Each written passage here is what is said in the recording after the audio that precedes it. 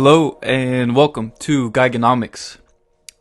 Before we begin, I just want to make a couple announcements that the notes that I use on this podcast come from Professor Darren Jurgen. A lot of them are the notes that I took with the classes with him at Occidental. And that's one announcement. The other announcement is in the episode on the lockdowns when I said kids should be in schools. Of course, I meant private schools, not public schools.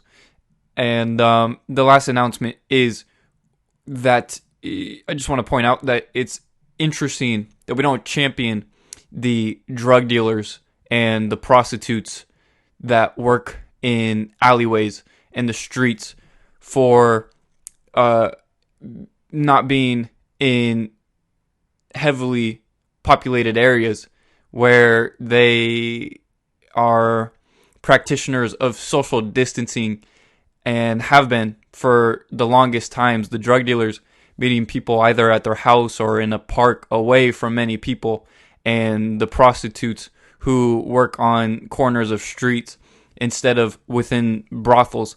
And it's impressive to see the entrepreneurial action in that these professions demonstrate, where they forego the capital overhead of having, capital structure and the cost associated with that. But they do a form of curbside delivery, and it's just interesting to see the business models being replicated, whether intentionally or unintentionally, to the people that have been considered criminals in history. So, this episode, I want to begin with a quote that I saw, and I reposted on my Instagram, but this comes from Jeff Deist, who's the president of the Mises Institute, and I wanted to start this episode off with this quote because I thought it was very powerful, and let me read it to you.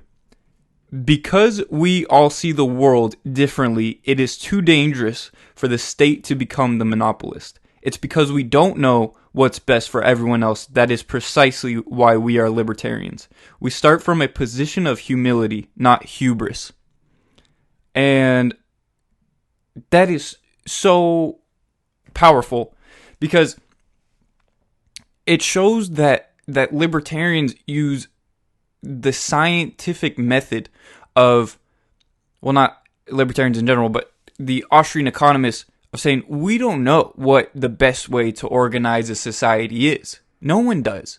But to have the complete compliance and the pride and the indoctrination that the government is going to be the organization to provide this, when in fact the organization just consists of it's a group of individuals. And if individuals are inherently flawed, and that's why we need the government to protect individuals from other individuals, then we have this organization of individuals. We're essentially entitling them with some dignity or metaphysical association that they're suitable to play the role of the parental figure in society and caretakers. And this is what's so frustrating, because it's the same government that tells us that there's 36 million people going to bed hungry every night in the United States, and 13 million children of those 36 million people that are going to bed hungry every night. And yet they're the ones that spend billions on making food more expensive. And once you begin to understand this, the nature of the state, that the state only hurts, it doesn't help in prosperity and peace. Protectionism, everything is so backwards with the government. What we need is governance, not government. Okay, governance is a form of I just used the word protectionism, but that deals more with trades and tariffs, and that just hurts consumers because it increases cost on them. But governance is a form of provision of security and defense, or even if you want to consider it national defense, where you have an organization, a societal organization, where peace and trade can occur. And governance is necessary within societal organization, but government is not necessary. Government leads to bureaucracy, and this leads to totalitarianism, and this leads to statism. And the absolute forms of statism is what you had in the 20th century with the Nazi Party, the Third Reich, and all these communist regimes. This is when you have absolute authoritarianism. People become slaves. People are not individuals. They're not free to choose. So it's very backwards. But you know what? This is what I'm thinking. I'm thinking that what's necessary for a society is most definitely not a revolution. Anything that spills blood is or just aggresses onto people is not really what I'm in support of. What I'm in support of is an ideological revolution, and we had this before. We had an ideological revolution with the Industrial Revolution. Before the Industrial Revolution, people only lived in small communes in agricultural settlements because you can live this way and you can trade. But once the degrees of specialization increased after the Industrial Revolution, where people can specialize in the manufacturing of a certain resource and sell it on the market, then you're able to accumulate capital. And in which case, once capital is accumulated, you can begin to have economic development. And with economic development, you can your standards of well-being increases. So that's why we have more children that are able to be specializing in education, and we just have so many different forms of industries in the world today. Prior to the 18th and 17th centuries, because of capital accumulation. And to abolish this is to create havoc in a society, and it's to create public slavery. That's what socialism is. It's the most deadly disease to ever come on the face of the earth. And I'm if you can't tell by now, I'm very against socialism. Okay. So another thing I found very interesting that I wanted to mention was I watched Schindler's List the other day, and when they separated some of the Jews from other Jews, they were classified as essential workers and non-essential workers. You can watch the movie for yourself. It was remarkable to watch this, not knowing beforehand that people actually pointed this out earlier. But there was in one scene there was a history teacher, and the Nazis classified him as non-essential, and he's like, I teach history and the arts. What is not essential about that? And he got shipped off. And they were also classified as useful and very useful. And all jobs are essential.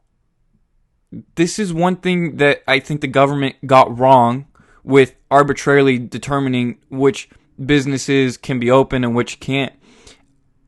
If you have this idea that there's, more essentiality in life than other industries, then you're completely missing the point of methodological individualism. It's precisely because humans are able to specialize into more niche markets that we're able to have a more prosperous and peaceful society.